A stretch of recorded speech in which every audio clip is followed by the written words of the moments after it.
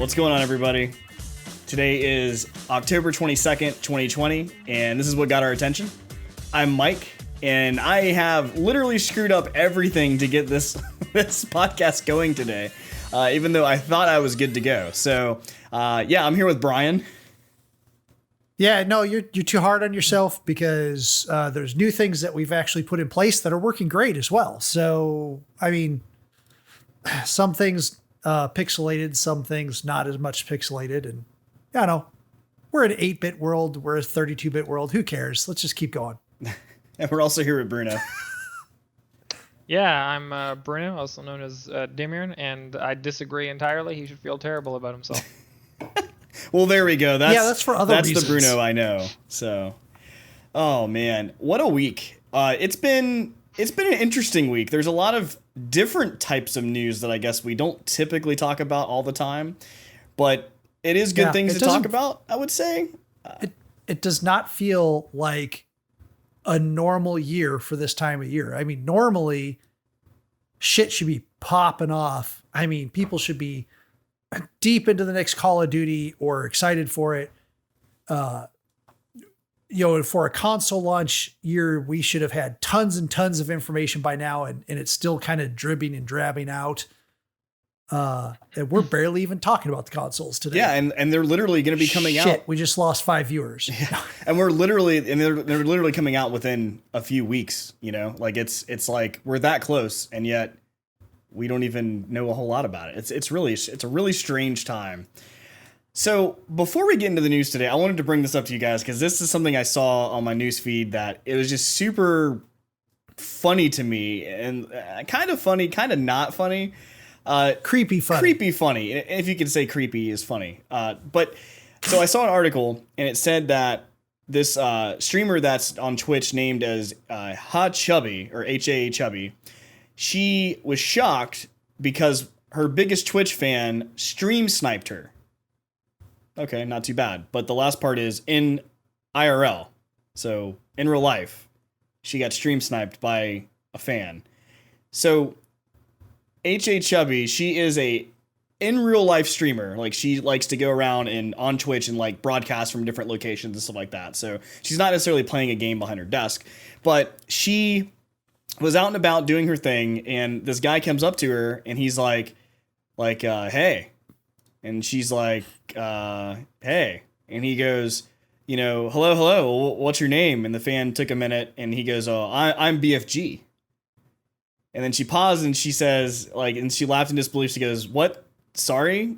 Sorry? And she couldn't believe it. And basically, he's one of her fans that's in her Twitch stream typically for most of the streams that she does. And what a stream snipe is, if you're not familiar with stream sniping, that comes from the term of like a lot of FPS players, people who play first-person shooters like Call of Duty and things like that, even Modern Warfare or Battlefield and things. There's a big problem with that where people will watch famous streamers streaming and see what map they're on, see what lobby they're in by looking at the clues on the screen and try to find out exactly where they're at so they can kill them, so they could or they can just pop in and just mess with the streamer. The difference is here. Long story short. Real life, long story short, the dude knew where she was based on the backgrounds of where she was standing, since she's an IRL streamer. Right. And I'm like, I don't know if this is stream sniping more as stalking, but I thought it was interesting that the title of the article was literally she was stream sniped. I think there's a fine line there. There's definitely a fine line of what's considered stream sniping and what's considered stalking. So I just thought that was super interesting. That's the world we live in at this point. It was weird too, because he proved out who he was by taking out his phone and showing his account basically, and that he was logged in watching her. Creepy. And they have video of him and her doing some stuff really quickly in that same area. Like she's doing this weird little dance, almost like a TikTok dance, but not quite. And then he starts to do it behind her and she literally runs off frame. Yeah. And she comes back in and she's like laughing and she does it again. And I think it was Bruno who said, well, it seems like they're kind of having some fun there. And I was like, and I'm thinking, well, yeah, because she's freaked the fuck out. Right? And she figures, I better be nice to this guy because who knows what the hell can happen next. Right. And that's... Of course she's going to act like she's having fun. And she could have been truly having fun too. She might have gotten over it. I don't know. It's the whole persona thing. Online, you have a persona that you live up to. And I'm not saying that, like, if someone's famous in the street and they see them, people go up to them like, oh my God, I'm your biggest fan. And they understand that because they know that can happen. But, like, when you don't know it's happening and it's just like, hey, what's going on? And you're like, hey, like, who are you? And you're like, oh, I'm this person that you actually know. And you're like, oh, weird. Like, I'm your biggest fan. Yeah, I don't know. It's a strange thing. The fact that they called it stream sniping in this kind of scenario seemed to me very odd. But hey, I guess that's the world we live in at this point now. So, actually, it doesn't have to be.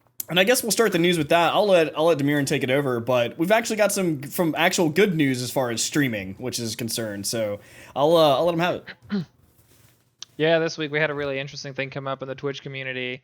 So Congresswoman AOC and Alexandria Ocasio-Cortez. Yep. Good job. The two of them actually did a Among Us stream. Now, the primary stream that was up with AOC's, but they streamed with a bunch of other famous streamers, such as Disguised Toast, Hassan, Dr. Lupo, Pokimane, to name a few of them. A bunch of YouTubers like Gus Johnson, who makes a lot of comedy videos.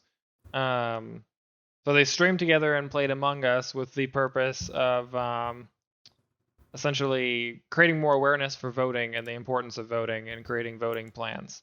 It was really entertaining to watch these two, like full-blown politicians play a game about voting, lying, like not just lying, but like deceitfulness. If you haven't played Among Us is a mixture of deceit and a mixture of gaining trust. Social engineering. Yeah, it's like a game where the entire base of the game is to work with the players to either convince them that you are the good guy because you are the good guy, or convince them that you aren't the bad guy. So either you're convincing them by being honest with them and being sincere, or you're lying through your teeth to convince them that you're not going to murder them, only to murder them later on. And it just turned into a very good stream. I mean, it started off with both players being kind of nervous, what with being new to the game itself and playing with all these very much seasoned streamers or YouTubers, but immediately took off, and you could see that some of what they do in their professional life definitely bled into their ability in the game with convincing each other who was or was not the imposter, and it just created some really good moments. Like the first game, Ilon was imposter and she did terrible and didn't kill anybody, and AOC called her out on it and said it must be her because nobody's dying, so they won based off of that premise. But then the next game, everybody died like instantaneously, and essentially Ilon was like, okay, well, it can't be me because I don't kill fast enough, so I'm literally just going to kill off cooldown every chance that I get. So she just went on like a murder spree and so she was killed literally everyone. What you're saying, she played like you do. Yeah, she just murdered everyone and then feigned ignorance because she was new to the game. One thing that I thought was interesting about this stream was not the stream itself, it was the fact that I got to learn more about Bruno and the way that he plays, and then I realized that I will never play this game with him because he is way too intricate about everything that he does about this game. He was calling every match, he was like, oh, it's this person. Oh, it's this person. Definitely this person, because they didn't take the right step when they went into the room. They went like too far to the right, and that obviously means that they are guilty. And I was like, wow. And then of course it'd be that person. So that's one thing I learned from the stream. It was an enjoyable stream to watch. If you guys don't know some of these streamers, Disguised Toast, he's a YouTuber, and like he's very much odd about doing it for the lulz. So he was doing just the dumbest shit. Yep. And it just made for a great experience with both of those players. Well, I thought it was very genuine how they were playing too. They weren't trying to do this as a publicity stunt. Everybody looked like they genuinely were enjoying themselves. Yeah. AOC had audio set up where she could talk to the people watching the stream. And then she could talk to the rest of the group that she was playing with. And she was flipping between those two quite a bit, especially one of the times when she was the imposter.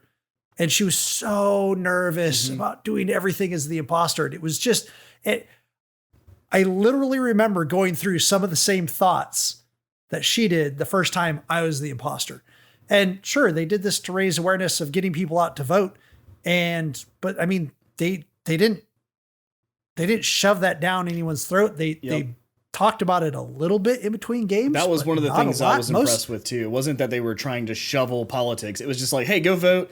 This game's about voting. It's fun. But like, ultimately they're playing the game. Yeah. Oh, and they played the game. Yeah, boy, did they play the game. Sorry, you could take a sip. I didn't mean to interrupt you. I was just trying to get that thought in there. So it's okay.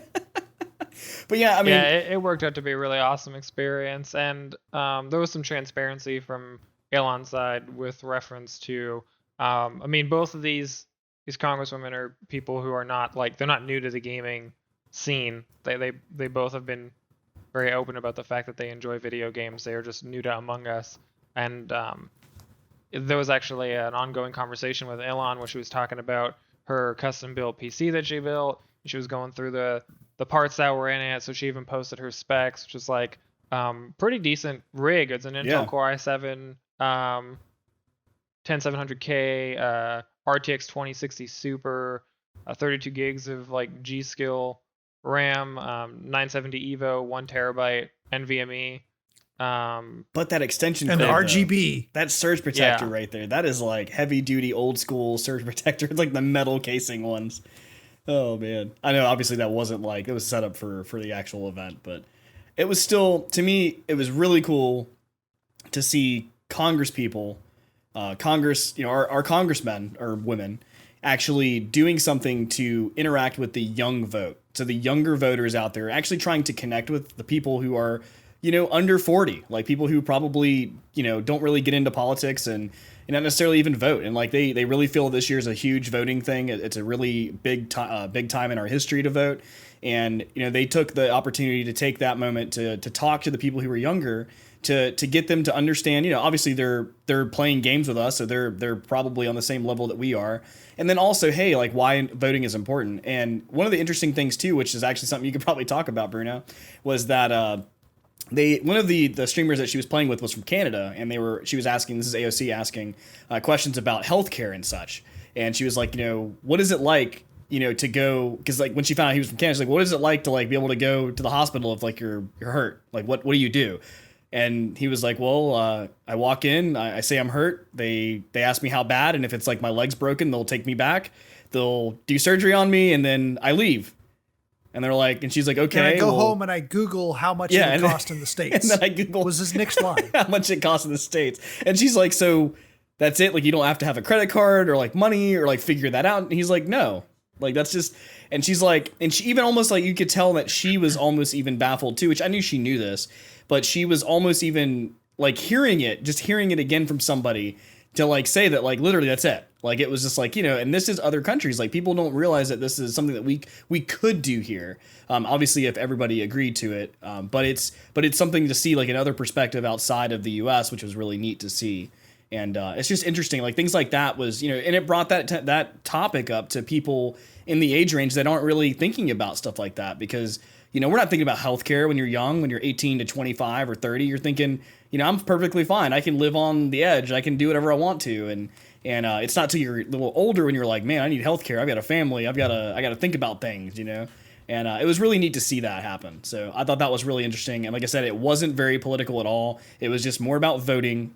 She never said anything about any other parties. She never talked about the president. She didn't talk about any of that. Obviously, the chat kind of got a little dicey at times, but they obviously had moderation that was, you know, deleting comments as needed, things that were just super politically charged, which is, you know, it's fair. I mean, they wouldn't do that on any stream, regardless of what side or whatever it was. So it was really neat. It was a really cool experience. I'm glad I got to experience that, and it was really neat. The viewership was also insane. On just her stream alone, it was over 400,000 people. For the first time she had ever streamed. Yeah, she hit across all affiliate the and partner combined, in like a day. Yeah, across all the all the streamers that were taking part in those games put together, it was somewhere around the 850,000 mark for viewership. Yeah.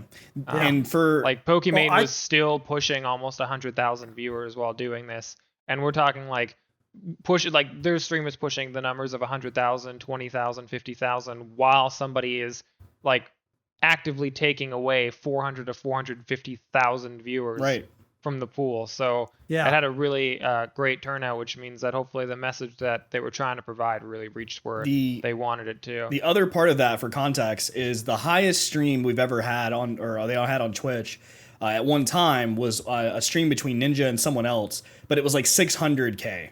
And that was like the biggest stream that they've ever had. And this one was the second most viewership stream that they've ever had on Twitch. So obviously there was a lot of people involved. Obviously a lot of people were interested in watching, whether they were watching for just the Among Us, just to watch the game and see how people played, or if they were there for the message or whatever, or just in general, like just, when you log into Twitch, there's things on the side that just kind of say, hey, check this stream out. And you're like, okay, cool, click it. And that's how you kind of discover a bunch of new channels. So very interesting, very cool. I hope to see more stuff like this in the future. So anyway, with that, speaking of things that we see in the future, Phasmophobia, we've been talking about now this is the third podcast we're talking about Phasmophobia. I can't get it out of my mouth. It's ridiculous. For somebody who doesn't like scary games, this is one of the only games that I think I've ever played that has been a scary game. And I think it's really, like I've said before, and if you haven't listened to this before, but basically it's more of a ghost hunter experience. So, and actually over the last week, I've really not seen a whole lot of ghosts, except the one last night tap dancing on the desk in the office or in the school. I'm not sure what that was about, but but other than that, I haven't really seen a whole lot of ghosts lately. And it's all about the hunting, the going in, with your thermometer, trying to see what the temperature is, or your ghost writing book, or your little your spirit box, and really trying to capture that essence. And it's obviously. It's working. It's blowing up on Twitch. Obviously, people on YouTube are looking for it. It's one of, like, even our videos that we've been posting recently. Like, it's the top videos that we have, even our own stats that we have for posting, because people just want to see. People love seeing people get scared. Like, that's anytime you have somebody getting scared, whether it's pranks or whatever, that's a thing to watch, and that's just how it is. Recently, we discovered that there are. So I'd seen this already when we were playing, but there are like lobbies that have like 20 plus lobby, like 20 ghosts, or 100 plus lobby, 20 ghosts. And you're like obviously that's not the game, but we'll see how it is. And what happened is, so what these lobbies are being created from are by hackers. So hackers are basically looking at the code and deciding that they can, up the quantity of people joining. They can also up the ghost and things like that. But one of the other things they've been doing is hacking the lobby in which you start the game. So when you start the game, you start off in like a little garage, and it's basically like a whiteboard, and that's how you get to your menu and such. And it's a free space. Like, you're there, your three other team members join, and it's just you four in there, and you guys can talk about stuff before you actually launch the mission. Well, the hackers had been able to get in and actually hack the lobby so they could spawn in ghost while you're still standing in the lobby. So there's a whole IGN article on this, but like there's all kinds of streamers that were playing live and they think they're in a safe space, right? Because even me, like I'm playing the game and I'm like, in the game I'm cool, and then as soon as I'm by myself, I'm like, all right, I'm out, like I'm done. I'll go with other people, but I'm not trying to like hang out by myself. And even with them being in the lobby, I'm like, all right, we're cool, we're here. I'm shooting the basketball. I'm like up to 117 or something right now. And imagine in there, all of a sudden, like you see the ghost reaction, and all of a sudden hands come out and like take you, and that would absolutely probably terrify me. And there's already videos online of people getting terrified because of this, which is obviously crazy. But so one of the things that happened, the developers obviously had to come out and say like, hey, like we're aware of this issue, or I'd say developers, but really it's the developer. Has strongly advised in order to try to combat this in the current times, because we can't really get around that at the moment until there's a patch. He said, strongly advise not playing in modded lobbies. So don't join lobbies that are already modded, like 100 people plus or whatever. And then usually, he said, obviously those are more than 4 people. And then also, if you see any kind of multiple ghost lobbies or any kind of like teleportation, you see people popping around, obviously that's going to be a modded lobby. So in the meantime, that's the suggestion. But he's saying for now, do that, and then he's going to be working on a patch to try to get that fixed. But I can't imagine playing in a lobby to where I get a ghost spawning on me like that. There's a picture too. It's like all these ghosts in the lobby. There's like probably 200 ghosts in the lobby with you, just hanging out, doing their noises and stuff. And like, that would just terrify me. It's crazy. That sounds horrible. Well, continuing the idea of horrible things to see on the internet or while you're playing a game. Recently, Minecraft Steve and Minecraft Alex got put into Smash Brothers. And that was really cool because they had special abilities that were, Minecraft related and victory poses. Then someone noticed that Steve, doing one of his victory poses, he chomps on one of his mini pieces of steak that he has, of course, cooked up.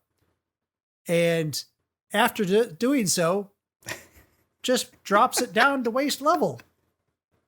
It's still funny. I can't. So Steve gets in this slightly, for our listeners as opposed to our viewers, not safe for work pose, holding his meat in front of his pants. His piece of steak, of course. Yes, it's exactly as bad as you're imagining that to be right now. But boy, does it look like his meat.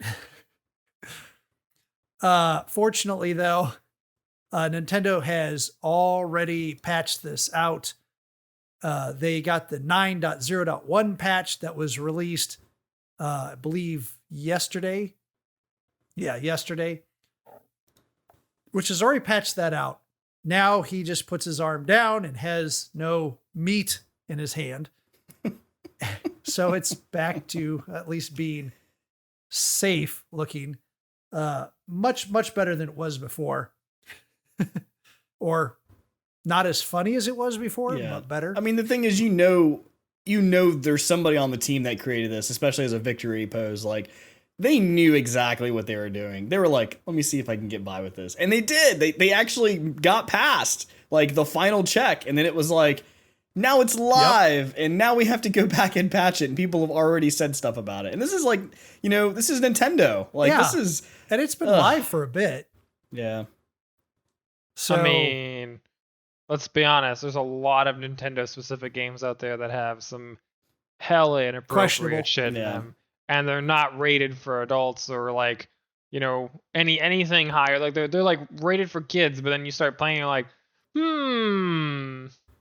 that's an interesting set of content in this game that is branded for children. But like they try and do it in a way to where like it almost makes you feel like you're the shitty person and you're thinking of it the wrong way. But you're like, no, I'm not. This is definitely as intended, but a kid wouldn't understand this. Yeah, so I mean, that goes back to like Walt Disney. Like Walt Disney does that a lot too with all their movies. Like going back to like the 30s to the 40s, 50s, all those movies that came out. Like there's all these subtle things in the background or like things that are happening that it's just above like kids' heads. And like you don't realize it till you're an adult. You're like, wait a minute. What? Like did that I remember seeing a black and white like Steamboat Mickey Mouse, and he's down at the bottom and he looks up and there's Minnie Mouse at the top and she literally lifts her skirt up as he's looking up. Of course. And you're like, I don't remember that. It's always been there. Yeah.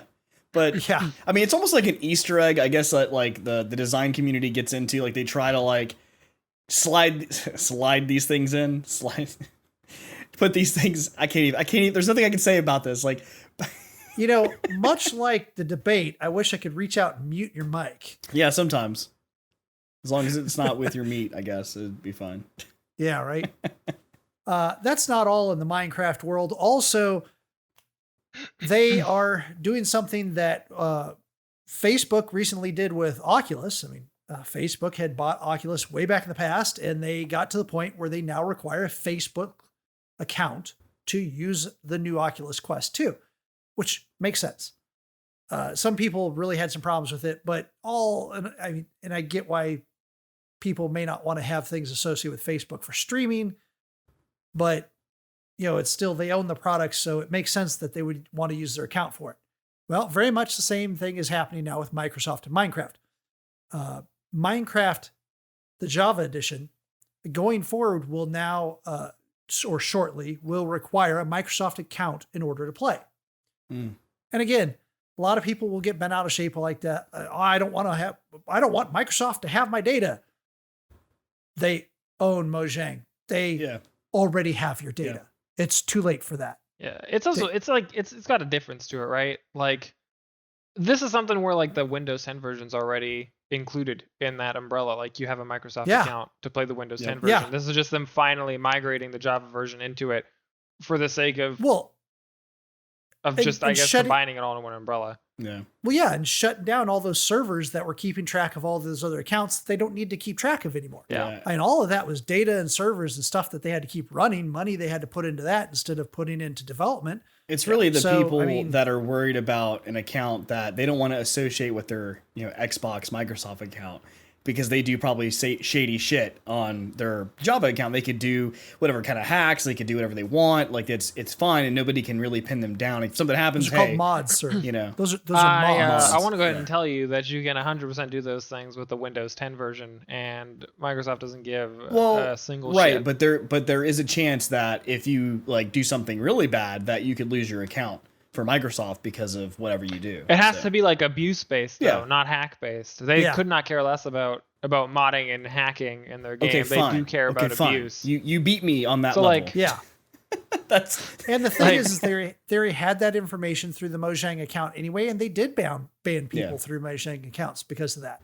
A lot of people lost their accounts. Because that was like you're buying hardware that integrates with several other platforms, and then they're like trying to pigeonhole you into also using Facebook, which I don't care. Like Facebook already has their data on me, so I couldn't care less. Whatever. If Papa Zuckerberg is sitting there looking at my pictures at 1:00 in the morning, do your thing, man. Whatever. You're a billionaire. Well, I mean, I don't want to kink shame him, but that's pretty bad.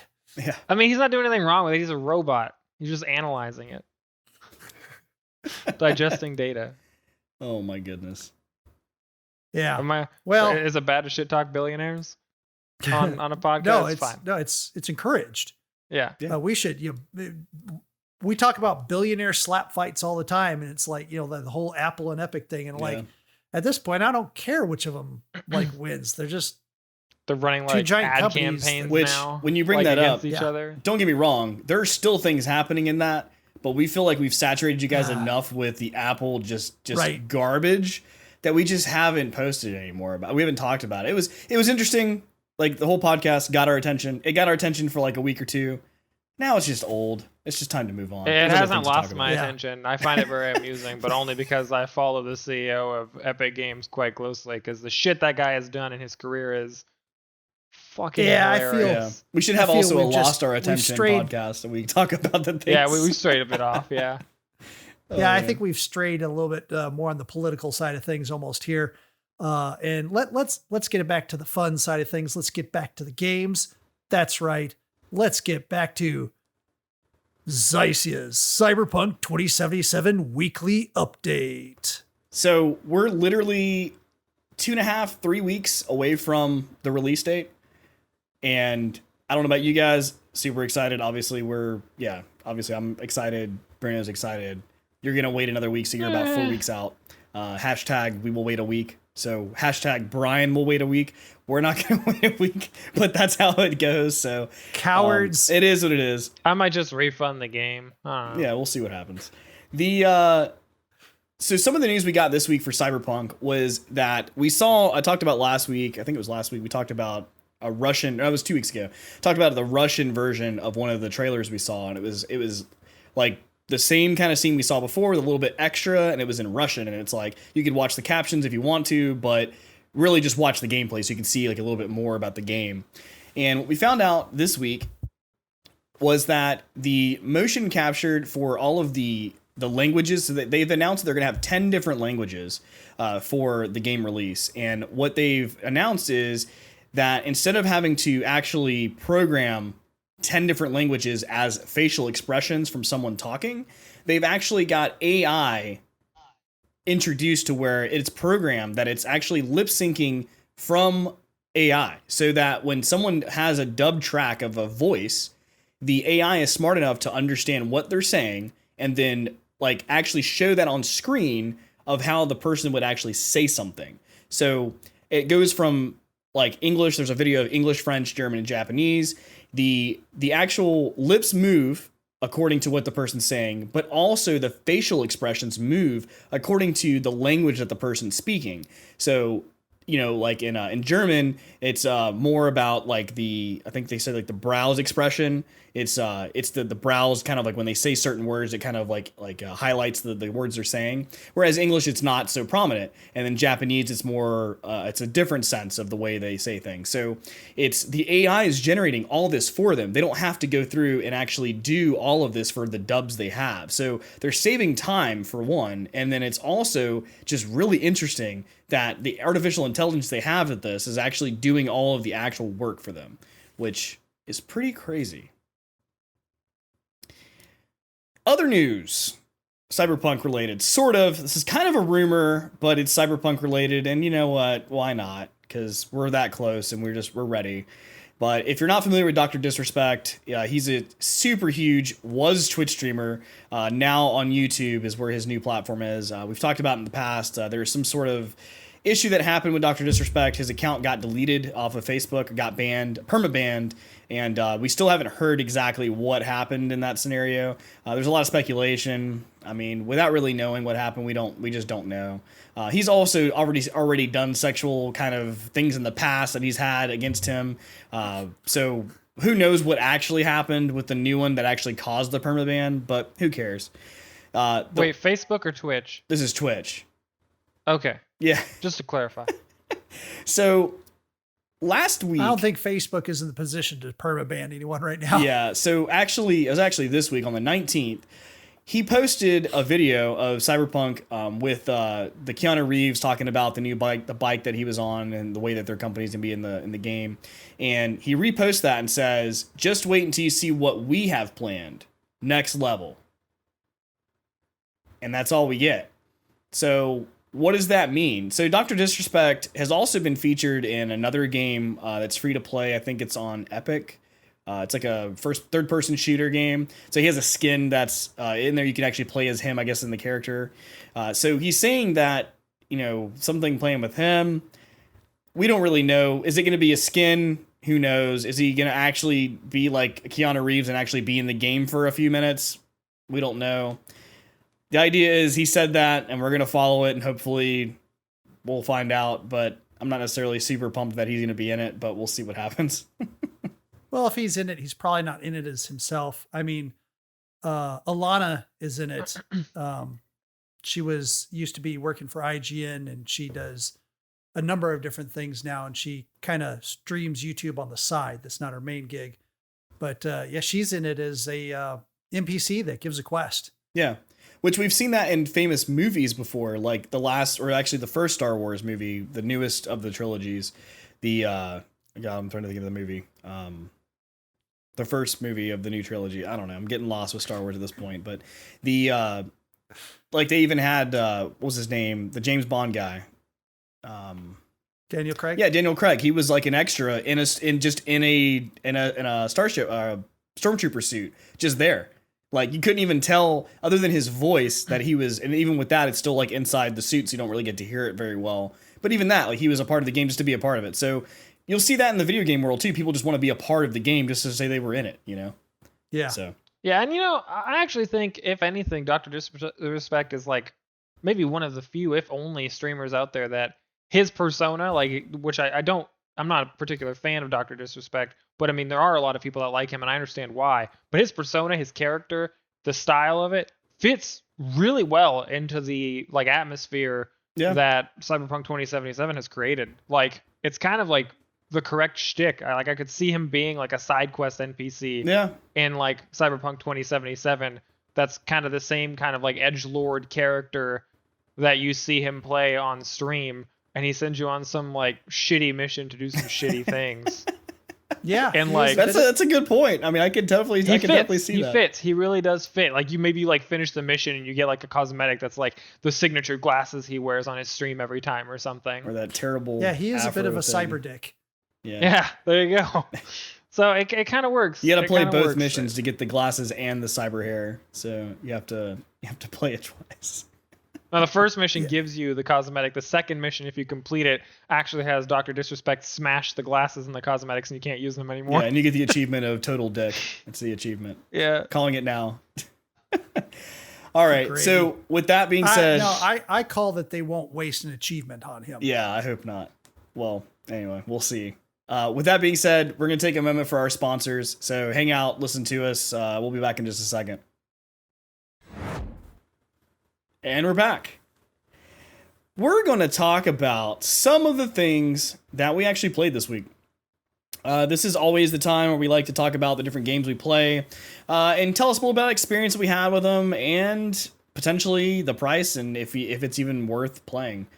So we played a game this week called Left 4 Dead 2. Not a new game. Not new at all. This has been out for years. Probably 10 years, I would think, at this point. It's been out for a minute. And the reason why we played it, obviously, Shocktober, right? It's October time.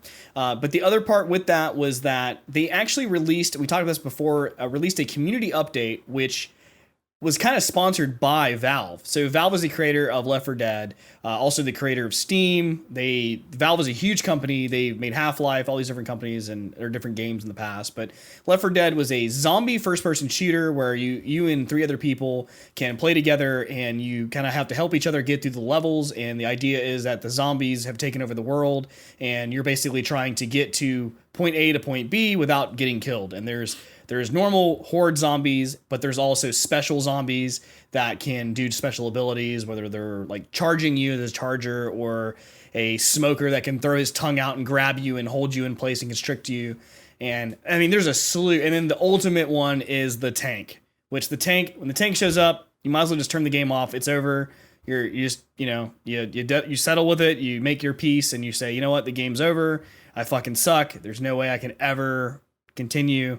But that's usually how the tank goes. And when 2 tanks show up. And then when 2 tanks go up, it's because you killed the first tank and you're like, yeah, fuck you, tank. We finally did it. And then it's like, oh, here's another tank. And you're like, I was just kidding. I was really being nice. I was trying to be nice. Anyway, so a community update was released called The Last Stand.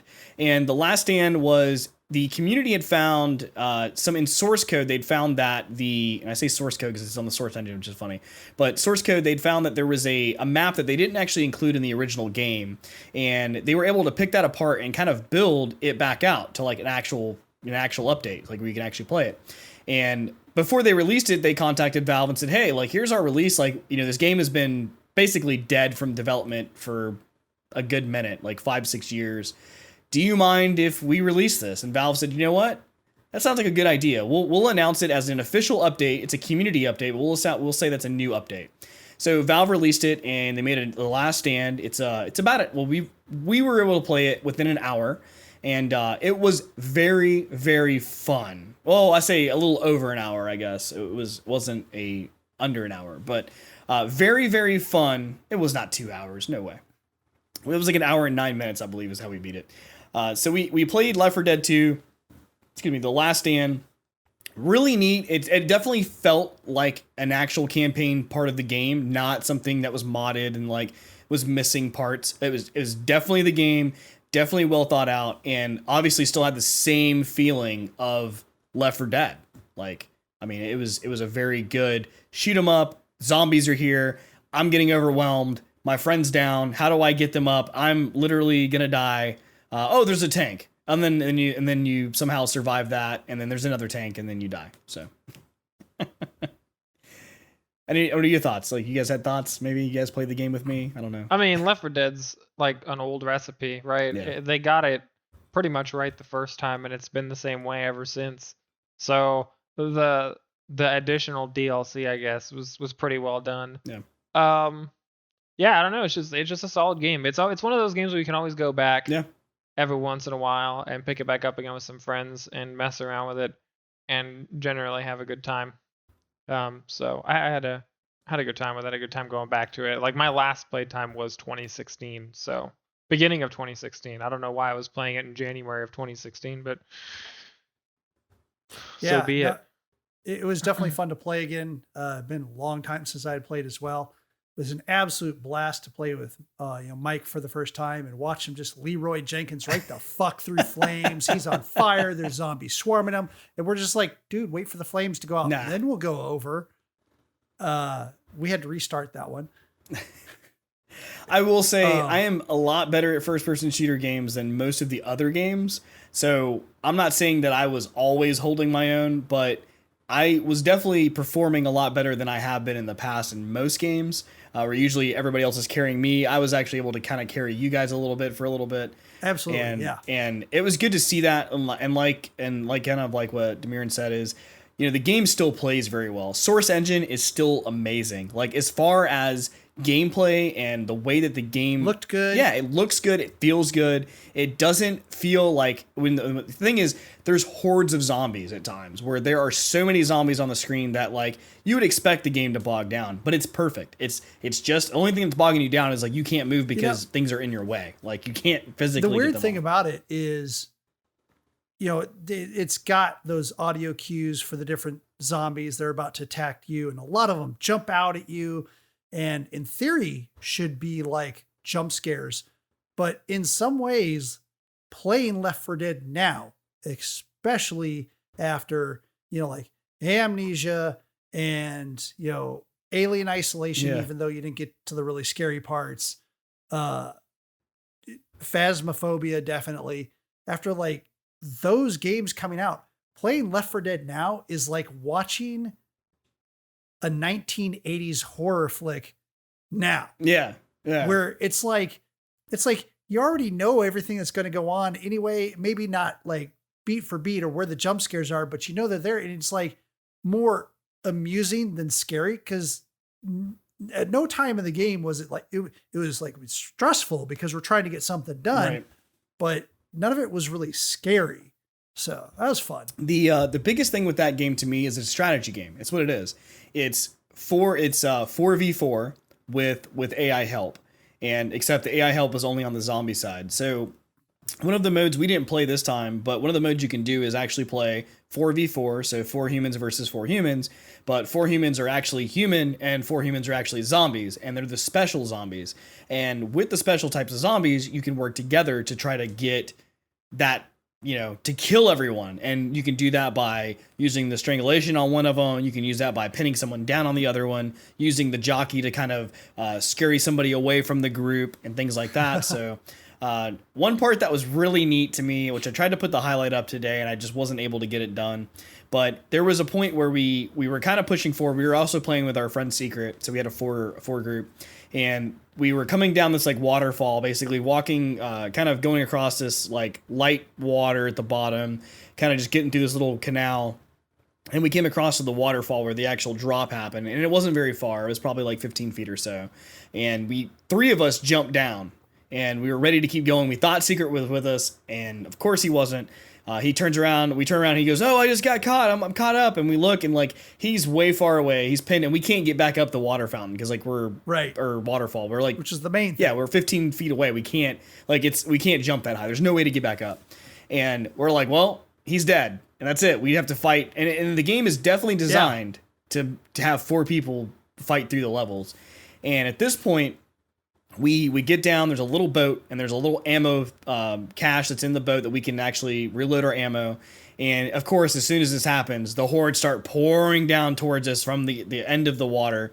And it's not deep or anything. We can stand in it. It's just like a little creek that's kind of flowing, I guess you could say. But the hordes start pouring, and I start shooting, and then everybody's pretty much dead. I'm at like 9% health. I think Phoenix is probably somewhere around that. Dymyrn's about the same place. We're all very low, and then all of a sudden, like, Dymyrn goes, "Oh, I'm strangled up," and I look back, and there's something like grabbing him. So we're like trying to shoot that. The horde's still coming at us, and long story short, gets to the point where it's just me up. I'm the only person standing. They're both down. I have literally 9% health, and then the game shows up a tank, and I go, "Well, there it is, guys." I'm like the Titanic. I'm like the captain going like, "I'm going down with the ship. Like, here we are. It's over."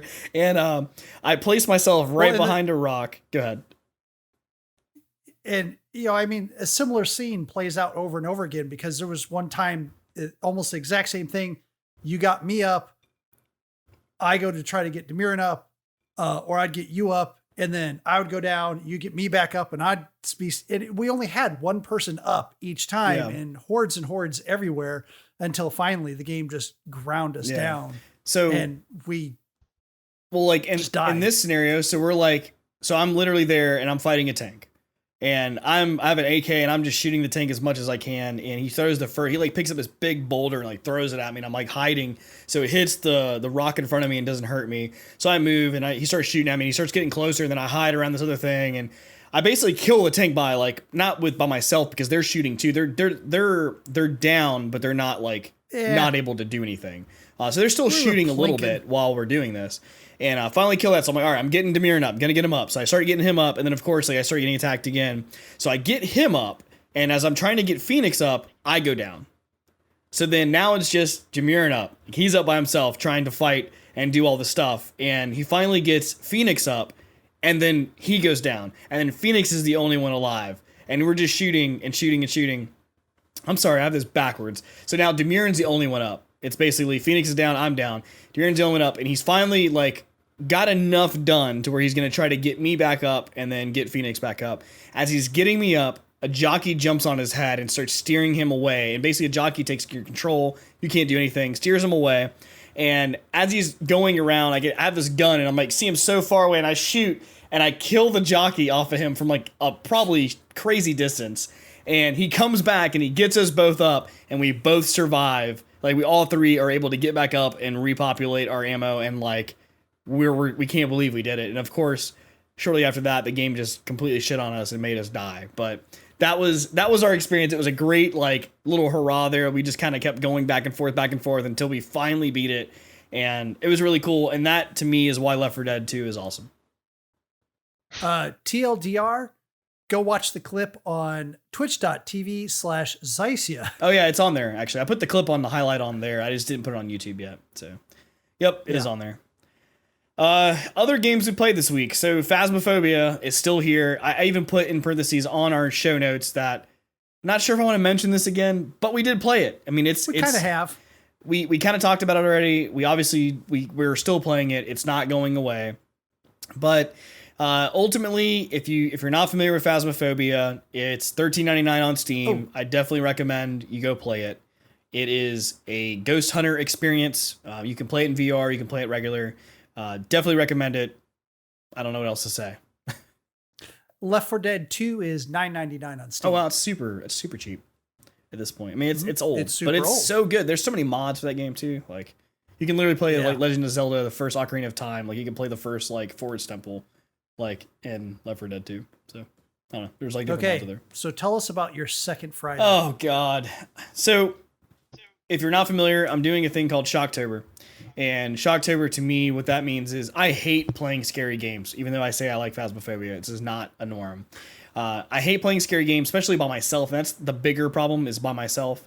And so I decided 2 weeks ago that I was going to start playing scary games on every Friday for the month of October to raise money for Able Gamers Charity, which is a charity that raises money for kids who have disabilities that want to play video games. So if they don't have, let's say, an arm and they need to have a controller modified for them to play one-handed, they can do that. Or if they don't have ability, if they're paraplegic and don't have the ability to move their hands at all, they can use it by a voice recognition. And that's kind of what they do. They do things like that. It's a really neat charity. It's ablegamers.org. Definitely recommend doing that. We even talked about in the past, you can go on Amazon and link that up with your Smile account. And it's really great. So this past Friday, I played Blair Witch.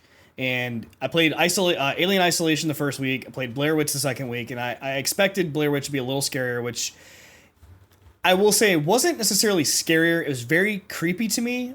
If you're interested in playing a game that is like playing a movie, this is definitely one of those games. It was a lot of playing, but it felt like playing a movie. It's not, I'm not watching a bunch of trailers or a lot of cinematics, but it's just the way that the game plays out really feels like you're in a movie. And it's very scripted. Very scripted. It's interesting though, because it's not scripted in a railroad. I see what I did there, railroad? Right. Because it's not scripted in a railroad sense. There's different options if you're in this whole area, and you can kind of walk whatever direction you want to, but just like the movie, which I found out later, depending on the directions you go, you may end up in the same place. And you're like, oh, I was here before. What the hell? And you go again, and you go this other way, and you come back, and you're like, I was here before. What the hell? And there's really just no way to get out of the forest. But ultimately, the game to me wasn't scary, but more creepy, as I could say.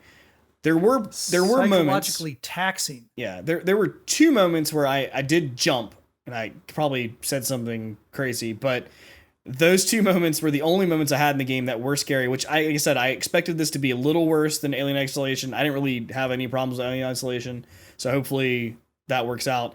But Blair Witch, ultimately, it was really good. I did enjoy the story. I basically quit once I got to a certain point in the storyline where they made me feel like I had to do something.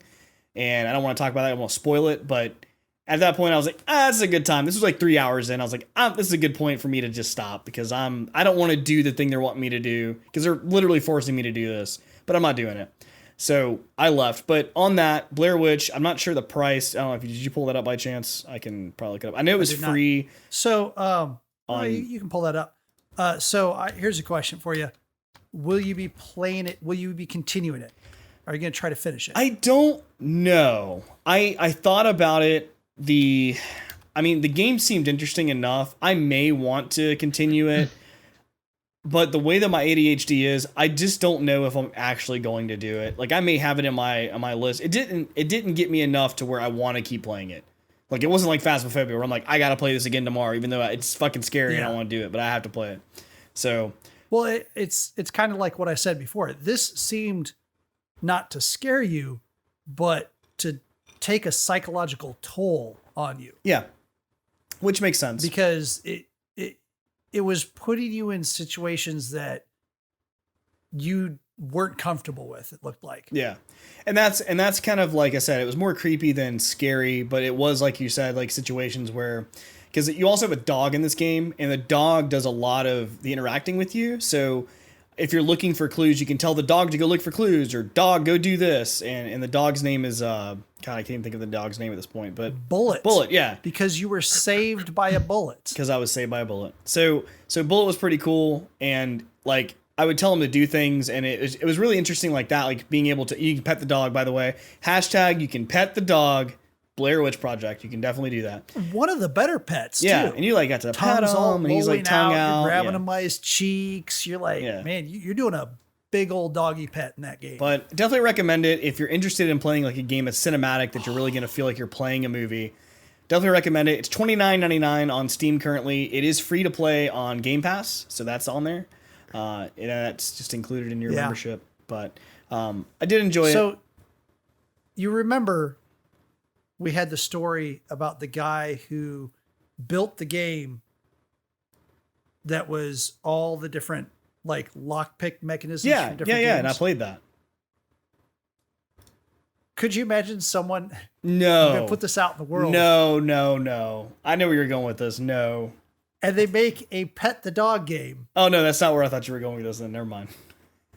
No, a pet the dog game where there's like all these different concepts of how you pet the dog and all these different games. Yeah, a pet the dog museum. That'd be great. And that's all the game is that you're like, now you're on a 2D platformer and you pet the dog. And now you're in like first person perspective and you're walking along and you're petting these dogs in 5 different ways. And just that'd be cool. Mark my words. That'd be cool. Within 5 years, there'll be a pet that or the pet the cat. That'd be cool too. I mean, I thought you were gonna say one with like just scary games, like the scariest moments of all the scary games. Nah, because that's like a boss rush. I mean, they've proven even when Cuphead originally was kind of designed ish to be a boss run, and they just found that people got too worn down and didn't want to keep doing that over and over again.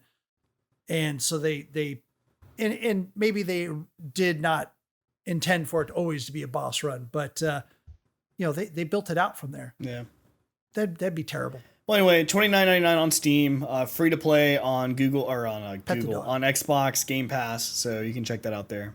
And with that being said, we'll go ahead and get into our short attention news. As we mentioned earlier, there's a couple stories that might interest you out there.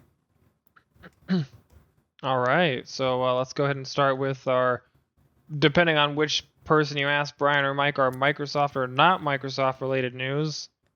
I'm gonna get myself or Xbox news. Okay.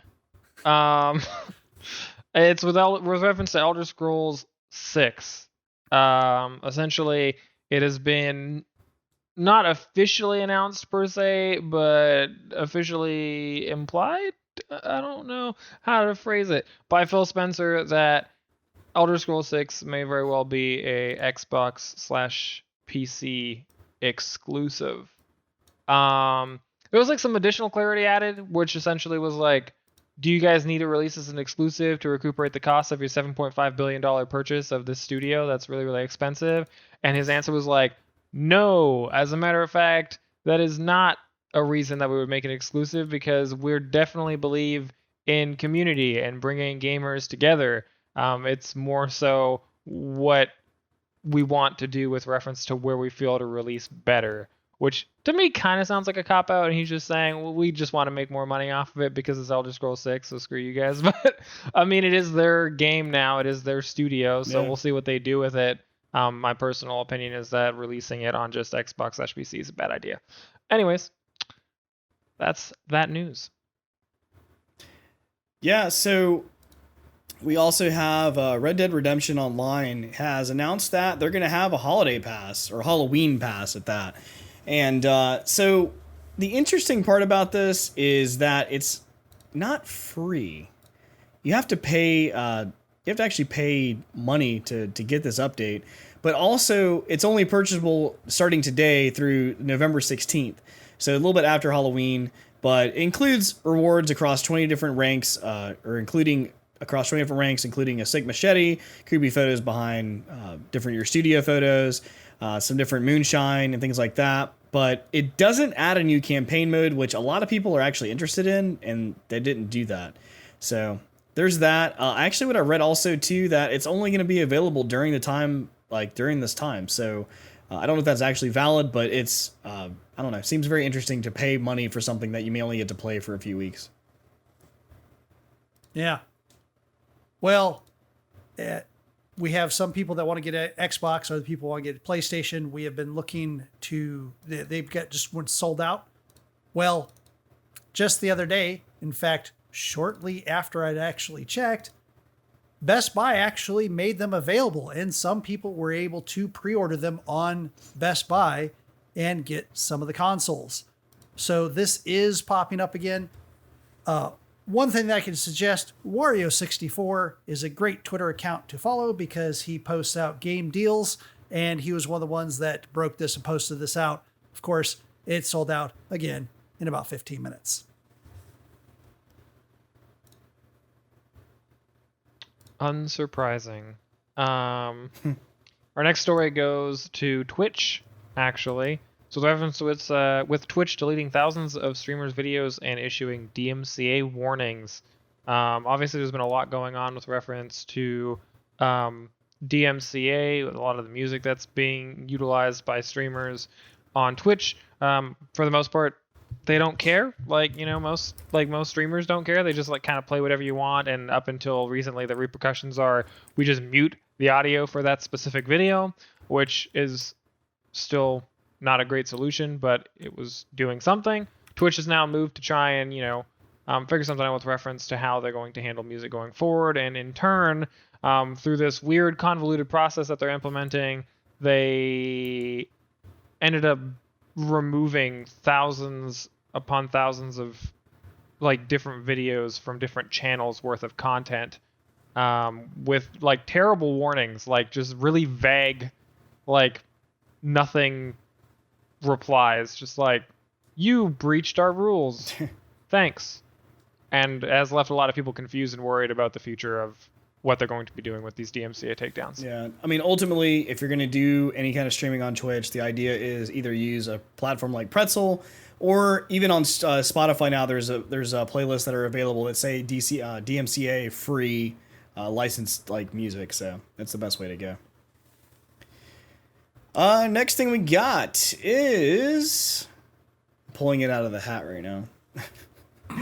Basically, Facebook has been perma-banning Oculus Quest 2 owners from owning an Oculus Quest 2. Why that's familiar, or why that's even funny, is because literally as they try to create their account, as they've already owned the Oculus 2 and they own Facebook, or they have a Facebook account, The users are, when they're signing up, are finding themselves banned. And we have a couple of different photos of like the tweets that came out, but basically they'd have it says like, you know, you can't use this Facebook because your account or activity on it shows didn't follow our community standards, and we've already reviewed this decision and it can't be reversed. So people reached out to Oculus going like, hey, I just bought this device and like, why can't I play? And they're like, oh, we noticed a couple people were having issues with this. We're going to review. Obviously, anything that is, banned, we can go back and review it and ultimately take backsies if we need to. So literally the product that they bought, they're getting banned from it on initial registration. I don't know what you have to do to fix that, but it's crazy. So Polygon reported on NBA 2K21, the game, which all of a sudden started being reported as having unskippable ads. Right before you go into different game modes, you have this ad that you got to watch all the way through, both the loading screen and slightly afterwards, and you cannot edit your lineups until after this ad is completed. Ugh. So everybody for frequent amount of times had to have watch an ad about the Oculus, which you get banned for. Which you could get banned for. Oh man. So now Polygon themselves tried to recreate this. They couldn't see it. They weren't sure if it was in multiplayer mode or not. They weren't able to see it. There's also, because there was a tremendous and almost instantaneous outcry about this, that they may have already removed it. So your mileage may vary. Sure. Unsurprising, yet again, that is something that is currently happening. Right. In some not so crap news, I guess. There's a little more information on the PlayStation 5. It's with reference to the cooling system within the PlayStation 5, which is obviously important for the system health and I guess longevity of, you know, your console. But essentially it will be configured in a way where it'll get online updates in order to optimize the fan as time goes on. Optimization will not be just based on general load, but by specific games. So if they detect that certain games need a certain amount of cooling at certain moments, that is something that they intend that they'll be able to account for in these online updates in order to make the console more efficient and just better in general for customer use. Well, speaking of updates, Rocket League has decided to put a DLC out, which is not uncommon for them, especially for the times for Halloween. But they're bringing back the Ghostbuster-themed items that they have for the game. So it obviously went free to play recently, if you're not familiar with that. But with the new update, the new DLC is gonna unleash a bunch of different Ghostbusters type apparel, ranging from borders to banners to wheels to the Stay Puft topper, the Stay Puft wheels, the ectoplasm boost to slime to the slime topper. I mean, there's a few other things too as well. One of the other things that's neat is they're actually introducing the Heat Seeker mode that they brought out previously for a little bit of time. They're actually going to bring that back out into a new mode that you can play in the arena, along with Spike Rush, which can only be played on night maps. So these are the things you can pick up for right now. The Ecto 1 vehicle, previously available as DLC, will only be added into the shop during this period as well. So if you want to pick up the actual cruiser, this is the time to do it. Proving that devs still have a sense of humor, it ends up that in the latest Call of Duty Black Ops Cold War, one of the new updates that came down, because the updates a lot of times will preload even before they're ready to release that component so that they can start up faster. Data miners were sifting through it and they found a whole bunch of items in config files like season_config or PCDev_god mode, loot boxes _config, pointing to URLs. All of the URLs were Rickrolls. That is great. I was just talking about something the other day about Easter eggs being in coding, unlike how people just put things in places. Like, why do you need to comment? Well, the comment's there just to either put things about what your code is about, or literally just to screw with people. So, oh, that's great. Last thing we got today is, if you're familiar with the PlayStation exclusive game Uncharted, male Tomb Raider, if you're familiar or not familiar. Basically, Tom Holland, who is known as the Spider-Man, the newest Spider-Man that we have as a teenager, he has actually been revealed as Nathan Drake and the new game. Tom Holland being Nathan Drake isn't new. We've known that this is going to be the actual character or the person who's playing the character for a while. What we didn't know is that today we got released is the actual footage of him on set, like a new photo of him actually playing the character. Personally, I think it's odd because I always remember him as like a teenager in those games. But realistically, I mean, he's a grown man. He definitely looks the part. And I think it will probably do pretty well in the theaters. It's going to be released in the theaters July 16th of 2021. That's the current release date. We'll see how that kind of changes as, you know, the pandemic kind of streaks across, and see if it even hits the theaters. Maybe even go to a streaming platform.